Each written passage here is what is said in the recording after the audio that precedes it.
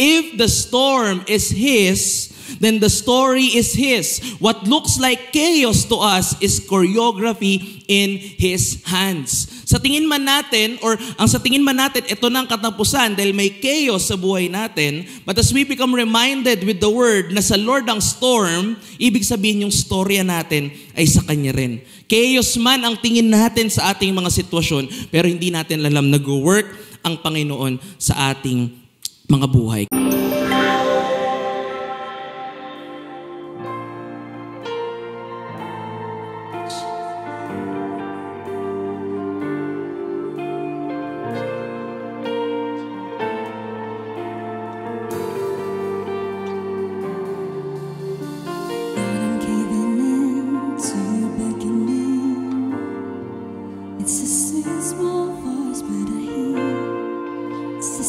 Small voice, but I hear.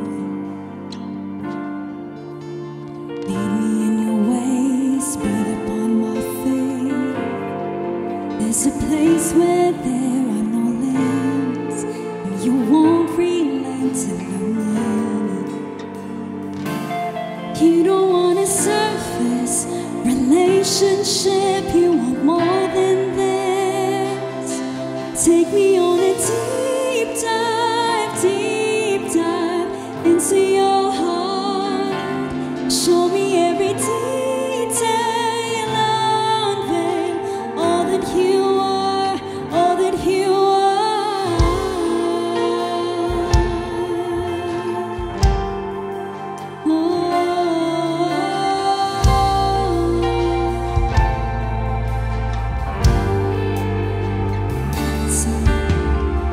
Through the unknown, feel it on my show that your spirit's never been hard.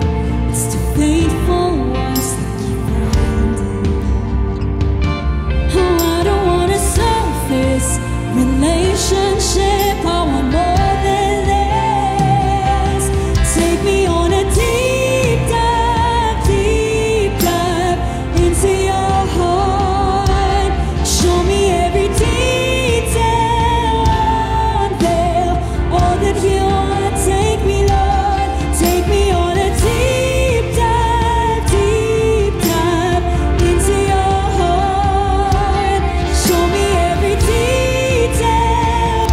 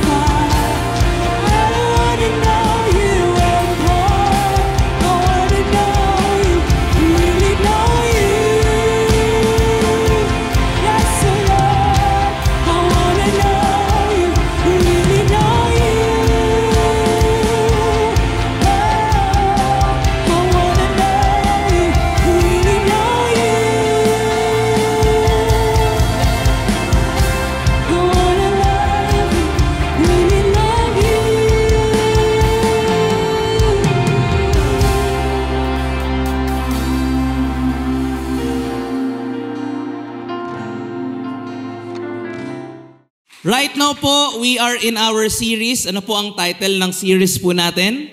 God in the Deep. Right now po, as we study God's Word, I hope po ng pag-uusapan natin ngayon, magsilbi po siyang encouragement sa atin, magsilbi po siyang empowerment sa atin, na kung may mga daraan mang unos sa ating mga buhay, maalala natin ang kabutihan ng Panginoon, maalala natin ang faithfulness ng ating Panginoon. Naniniwala po ako na ang pag-iisang Kristiyano, hindi siya problem-free life. Pero ang promise sa mga Christians po ay ang presensya ng ating Panginoon. So let us be encouraged as we study God's Word. Let us be empowered as we study God's Word. And may we glorify God sa anumang season ng ating mga buhay. So ang pag-uusapan po natin sa umaga po na ito, ang title po is Overwhelmed Yet Not Overcome. Overwhelmed Yet Not Overcome. Sabi po sa Psalm 42 verse 7, pwede po bang sabay-sabay po nating basahin? Bibilang po ako ng 3. 1, 2, 3, go po.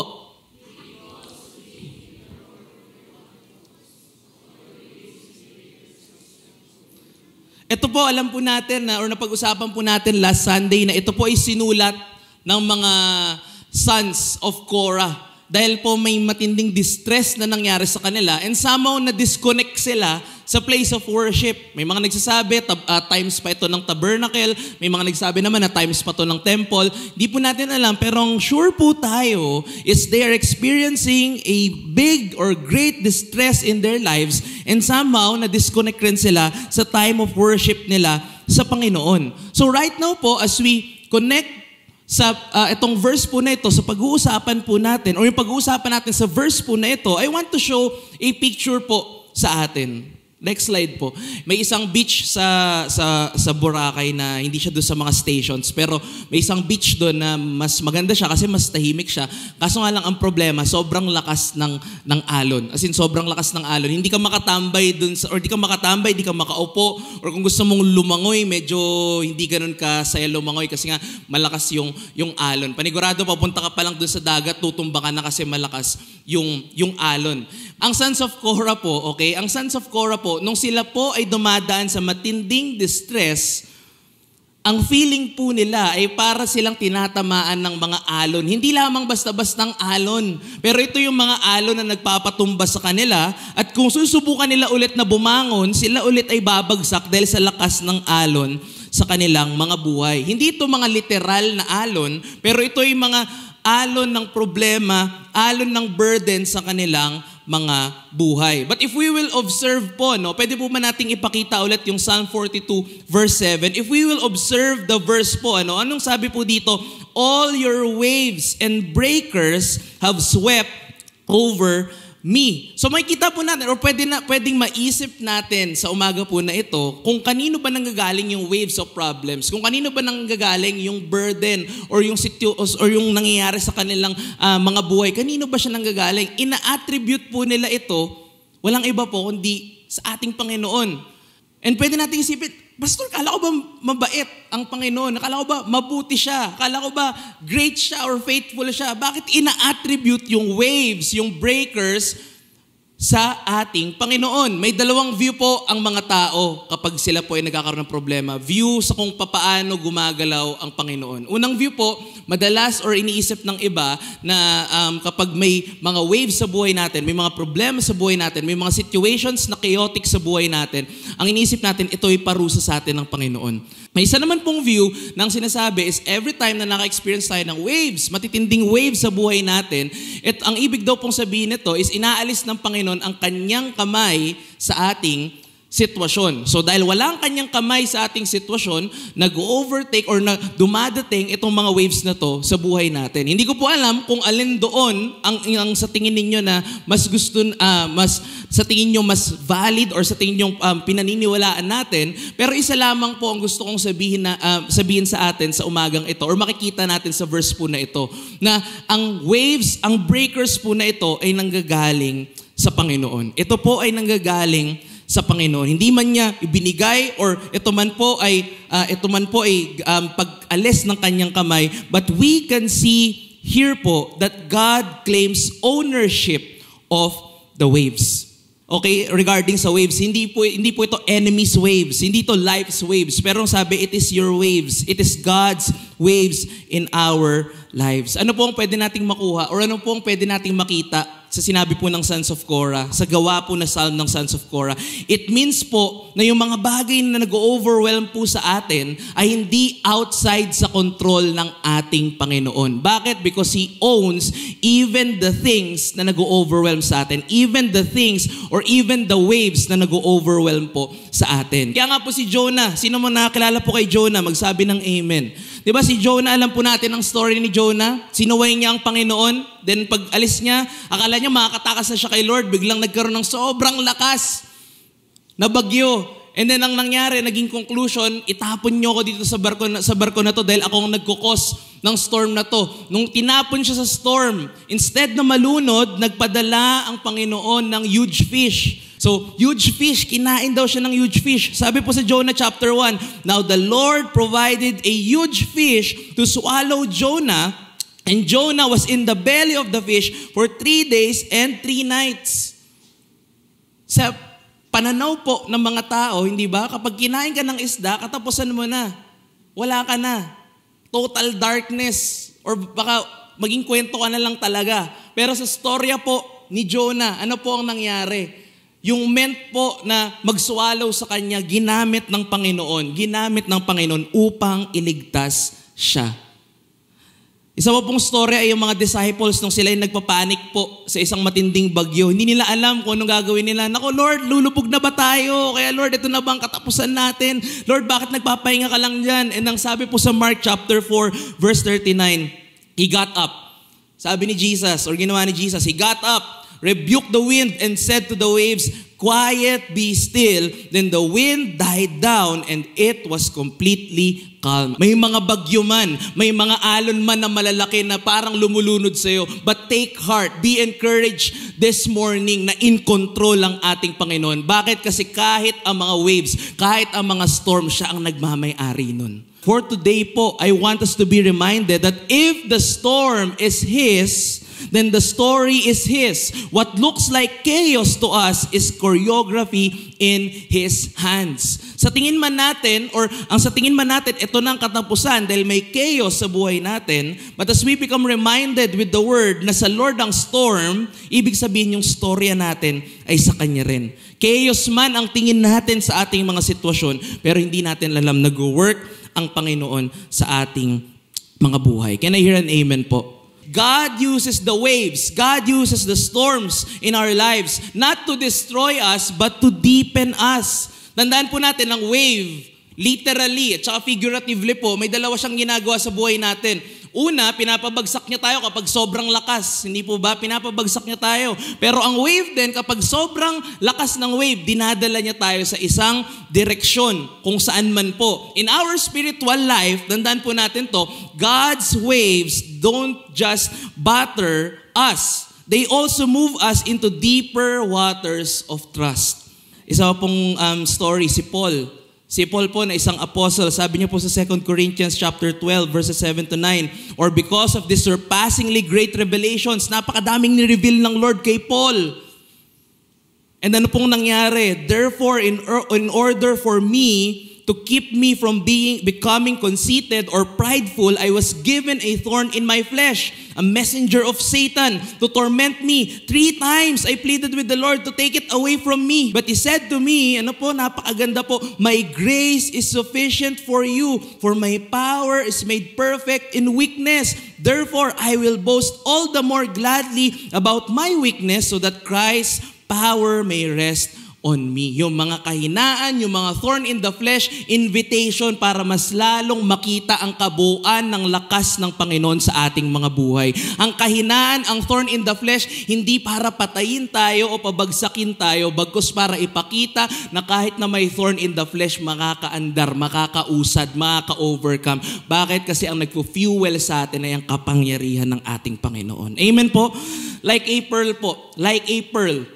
Kung nakita na po kayo ng legit na pearl, okay po? Hindi po pearl sa milk tea. Pero yung legit po na pearl na kulay puti. Hindi po ba? Ang pearl po na nasa oyster, through pressure and irritation, dun po siya mas nagiging maganda.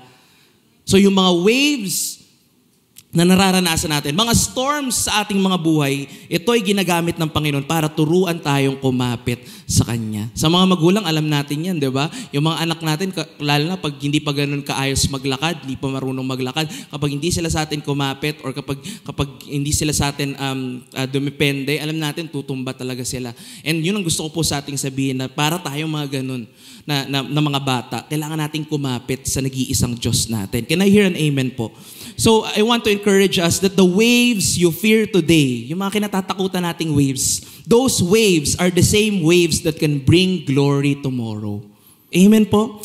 Number 3 po, God sustains us when we go under. It says here po, sometimes po, ang dumadating sa buhay natin, hindi wisik ng problema. Pero minsan mga alon na magpapalunod po sa atin. Pero ano pong sabi sa Scripture? Ang sabi po sa Scripture sa Isaiah 43 verse 2, sabay-sabay nga po nating basahin. 1, 2, 3, go po. Ang galing po, ano? Hindi tayo aalisin ng Panginoon sa water. Hindi nga tayo aalisin sa moment na tatawid tayo sa water. Bagkus sasamahan niya tayo sa water. Bakit kaya, Lord, hindi mo na lang kami ipasundo sa mga angels mo? Tapos, lipad kami ng angels mo, hindi na kami dadaan sa water. Bakit kaya ganun? Pero pinapakita sa atin ng Lord na kahit sa pagdaan mo sa water, sasamahan ka ng Panginoon. Ang Panginoon, hindi lang siya ang Panginoon sa convenience, sa comfort, pero ang Panginoon, kahit saan, siya ang iyong Panginoon. Sabi po sa Psalm 139, pwede nyo rin po ba akong tulungan? Sabay-sabay rin po nating basahin. 1, 2, 3, go po.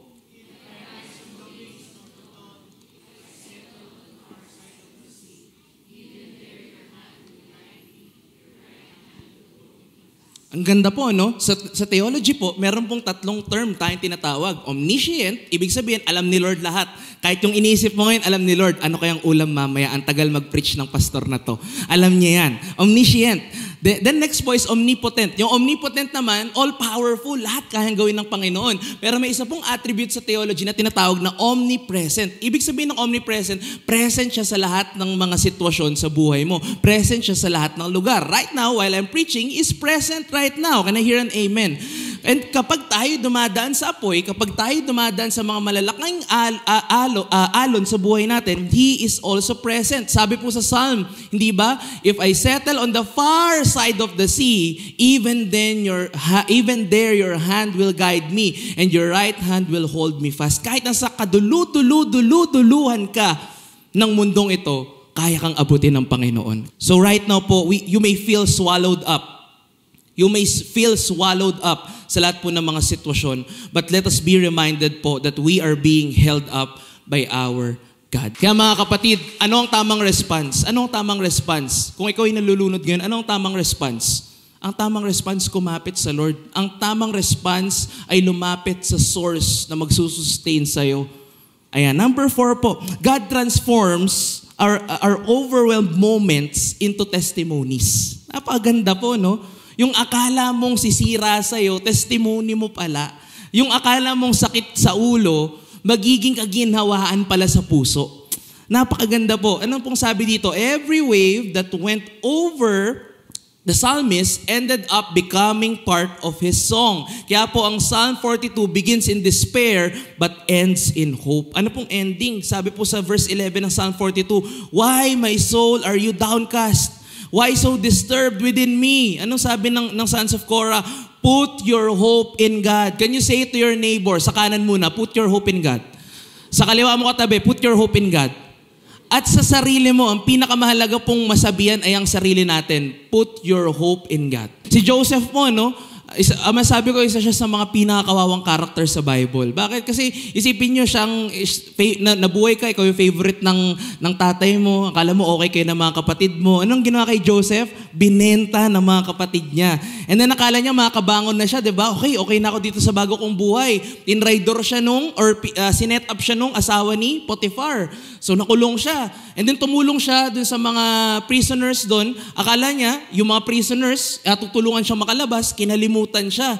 Pero alam natin yung naging ending ng story ni Joseph, naging second in command si Joseph ng Egypt. At hindi lang siya second in command, siya rin ang naging savior ng mga nations nung panahon niya. Bakit po? Kasi nung nagkaroon ng taggutom, wala silang ibang malalapitan kundi Egypt. Kaya rin po nandun yung mga kapatid ni Joseph para manghingi ng pagkain or bumili ng pagkain. Ibig sabihin, dumating si Joseph na mula sa rock bottom, papunta sa level na hindi na talaga siya marireach. Pwede mo tignan mo yung katabi mo, marireach mo pa ba yan?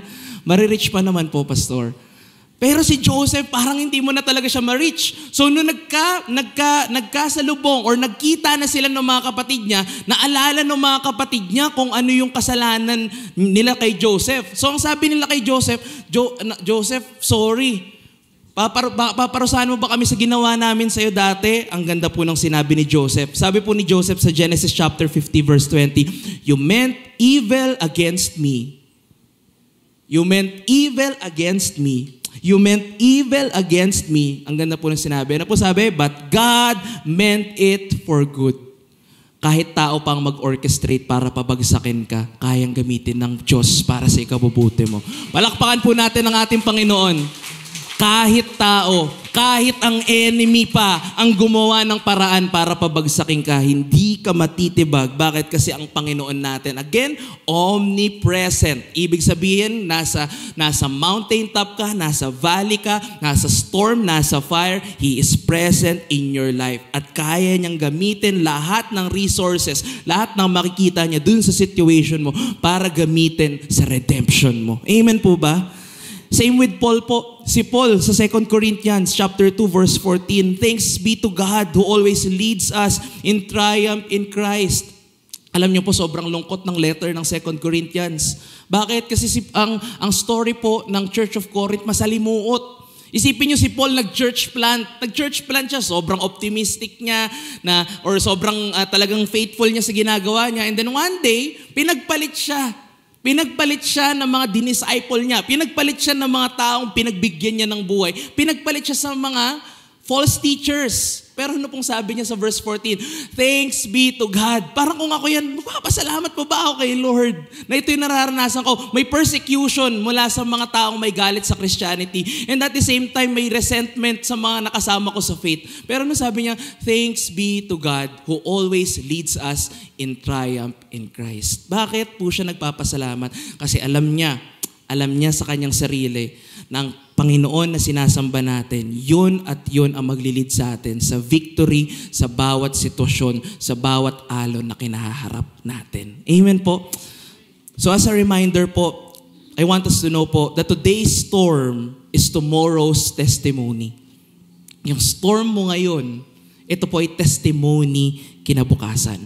You may not see it yet, but the same waves that threatened you will one day declare God's faithfulness through you. Yung sakit na nagpapahirap sa iyo ngayon, ang siyang magiging istorya ng kaginhawaan sa buhay mo. Bakit po? Hindi dahil sa abilidad natin, hindi dahil sa diskarte natin, pero kasi po si Lord kaya niyang gamitin yung mga bagay na yun para sa ikabubuti natin. Before we conclude, kanina before mag-start yung service, hindi ko po ito nasabi sa 8 a.m. service. Pero maraming mga Kristiyano, ito po yung mindset nila. Magpapaganda muna ako ng testimony bago ako lumapit kay Lord. Ibig pong sabihin, ano ibig sabihin ng magpapaganda muna ako ng testimony? Ibig sabihin, hindi mo na ako magko-commit kay Lord. Hindi ako lalalim kay Lord kasi gusto ko muna mag-indulge sa kasamaan. Gusto ko muna mag-indulge sa kasalanan. Gusto ko muna mag-indulge sa mga pleasures ng mundo to. Nang sa ganun, magiging magandang testimony ko. Pero tandaan po natin, ang testimony kaya siya maganda, hindi dahil sa masamang nangyari sa buhay mo. Hindi rin siya dahil sa mga tamang nagawa mo. Ang testimony kaya siya maganda kasi ni-redeem tayo ng ating Panginoon. Hindi mo kailangan pagandahin ang testimony mo. Bakit? Kasi kaya magandang testimony mo dahil may Diyos doon sa testimony mo. Palakpakan po natin ang Lord. Lagi tayo nakakarinig. Pag wala kang kwento, wala kang saysay. Pag wala kang kwento, wala kang silbi. Let me rephrase that kind of thinking. Tandaan po natin, ang kwento magkakaroon lang ng silbi. Ang kwento magkakaroon lang ng saysay pag si Jesus ang sentro ng ating mga kwento. Palakpakan po natin si Lord. Kapag si Lord ang naging sentro, dun lang magkakaroon ng saysay ang ating mga kwento. At ang maganda dun, may bagyo man sa buhay natin, may alon man sa buhay natin, parte yan ng story ang sinusulat sa iyo ng Panginoon. Nang sa ganun, sa dulo ng ating mga buhay, makita natin, etong Panginoon na to, hindi lang siya yung Panginoon na sasama kapag successful ako. Sa mundo, kailangan mo maging gwapo. Kailangan mo maging maayos. Kailangan mo maging successful. Kailangan mo pakita sa kanila na nakarespeto ka bago kanila mahalin. Pero ang Panginoon hindi ganun. Hindi siya lalapit kapag successful at victorious ka na. Ang Panginoon nasa rock bottom ka pa lang, nasa sea floor ka pa lang, sasamahan ka na. Bakit? Kasi ang Panginoon ganun kanya kamahal. Hindi siya Panginoon na sinasabing, akyutin mo ako dito sa tuktok, aabangan kita. Hindi. Siya ang Panginoon na mula sa tuktok bumaba sa atin para maabot tayong lahat. Sige po, palakpakan po natin ang Lord. And pwede po ba tumayo tayong lahat?